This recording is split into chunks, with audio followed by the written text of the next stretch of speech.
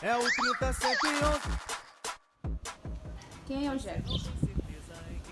Eu sou o Jefferson Arouche.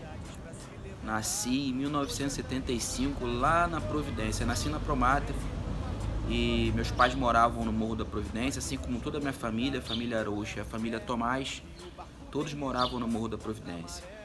Fui criado ali na Rua do Monte, junto à ladeira do Barroso, jogando bola na Samol, brincando no beco da Escadinha. Até o dia que meu pai, que era estivador, conseguiu fazer uma prova para a Embratel, para Artífice, e conseguiu comprar um apartamento financiado lá no Vilagem Pavuna, que fica na Pavuna. Então nós nos mudamos para lá. Saímos de uma ponta para outra, né? E lá eu cresci, tive minha adolescência, estudei numa escola de freiras, no Instituto Santo Antônio, e logo depois, durante a minha adolescência, a minha mãe faleceu. A vida ficou complicada, aqueles problemas familiares que acontecem de um casamento muito longo, né? Eu tenho mais 2 irmãos e cada um foi para um lado e eu acabei na rua. Naquela época eu fiquei meio perdido, mas a rua me ensinou que eu tinha que superar os limites. E assim eu fui vivendo, superando os limites. Estudando, fiz a prova para o Corpo de Fuzileiros Navais, fui para o Corpo de Fuzileiros Navais, fiquei lá 3 anos e 8 meses. Depois eu saí, né? Foi uma passagem maravilhosa nas fileiras do Corpo de Fuzileiros Navais.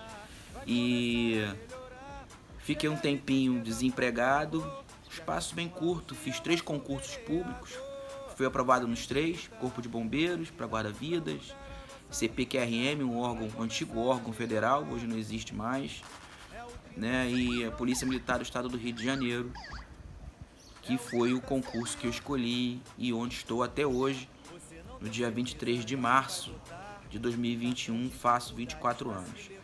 Na Polícia Militar eu trilhei toda a minha carreira profissional, sempre trabalhando na atividade fim, na rua.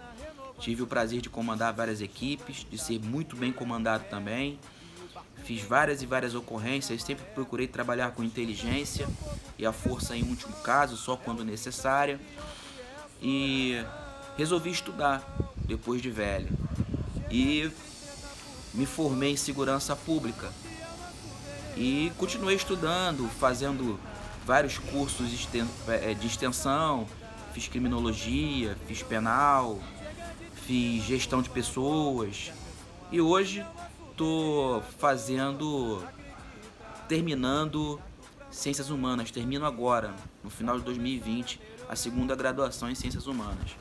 Nesse meio tempo, fiz também Renova BR, né? E me graduei, né, em Políticas Públicas. E não paro de estudar, né? Eu tento alinhar aquela experiência que eu tenho empírica, né, experiência de vida, junto à experiência, né, ao conhecimento científico propriamente dito. E acho que tem sido até agora um bom exercício de tudo isso que eu venho tentando aprender e quero aprender muito mais. E, enfim, sempre fui apaixonado pela política, mas nunca a exerci propriamente dito, dentro dela, né? E hoje, aliás, já há algum tempo, tem 2 anos mais ou menos, eu comecei a estudar mais os partidos e diante desse grande estudo que fiz, participei de alguns movimentos, fui a alguns seminários, eu acabei me aproximando do Partido Novo, por vários motivos, mas o principal motivo é a maneira que o Partido Novo faz política, uma maneira limpa. Quando eu falo limpa, muita gente vai pensar assim: poxa, Jefferson, mas existe política limpa? Eu falei: existe sim. Existe uma maneira limpa de fazer política, né? Existe uma maneira ética de fazer política, e é essa maneira ética que me chamou a atenção no Novo. A maneira de administrar a política de forma profissional, né? O Novo, antes de qualquer coisa, ele procura gestores dentro de cada área específica, né? Especialistas, vamos dizer assim, e aqueles que não são especialistas, que tenham também força de vontade nesse sentido.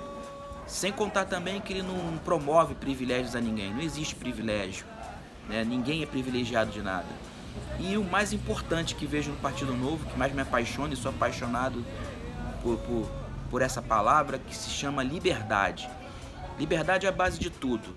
Ninguém consegue fazer nada nessa vida sem que tenha a sensação e a certeza da sua própria liberdade. Acho que é o principal fundamento humanitário, sempre vai ser a liberdade. Então, no Novo estou, não pretendo sair, e é com essa proposta que hoje eu sou candidato a vereador no Rio de Janeiro, pelo Partido Novo, né? Não foi fácil, passei por um processo seletivo, não é fácil, sou cobrado, não será fácil, vou continuar sendo cobrado, mas eu acho que essa é a parte mais interessante de tudo. Quando você tem cobrança, você procura excelência no serviço que você presta, principalmente falando de um serviço especialmente importante para a sociedade, que é a política. Meu pai, meu falecido pai, quando eu tinha meus 10 anos de idade, disse uma frase muito interessante. Ele falou assim: política é a única ferramenta que, quando usado para o bem, pode realmente fazer a diferença na vida das pessoas. Política é a única ferramenta que, quando usada para o bem, pode fazer de verdade diferença na vida das pessoas. Isso nunca mais vai sair da minha cabeça, e eu carrego essa bandeira até hoje. Existe sim uma maneira ética, uma maneira de fazer política com bondade, com humanidade e com liberdade, dentro dos preceitos da liberdade. E essa é a minha bandeira dentro dessa pretensão que tenho de ser vereador no Rio de Janeiro, de buscar trabalhar com ética, trabalhar com liberdade, trabalhar com honestidade, com gestão e bater em cima da corrupção, batendo com força em cima da corrupção. Eu costumo dizer que, antes de qualquer coisa, pior do que a própria corrupção são os atos corrompidos, porque aqueles atos falhos, aqueles atos que são propositalmente falhos, eles provocam e iniciam um processo chamado corrupção. Digo mais, a corrupção não é um problema apenas do Brasil e dos brasileiros. A corrupção, ela é mundial, é um problema mundial. O ser humano, ele tem esse traço social, né? A corrupção, né? A ambição. Mas o grande diferencial nisso tudo é como que nós vamos combater a corrupção, nós brasileiros. E só existe uma maneira, em qualquer conceito que se fale de combate à corrupção, só existe uma maneira de falar de combater a corrupção: com transparência. Tudo aquilo que é nebuloso e não produz transparência provoca, inicia um ato corrompido. E esse ato corrompido, ele vai se tornar, de fato, né, um verbo, né? Ele acaba se tornando de verdade a corrupção propriamente dita. Enfim, esse é o meu objetivo, né? Além de outros e outros objetivos que a gente vai conversando por aqui.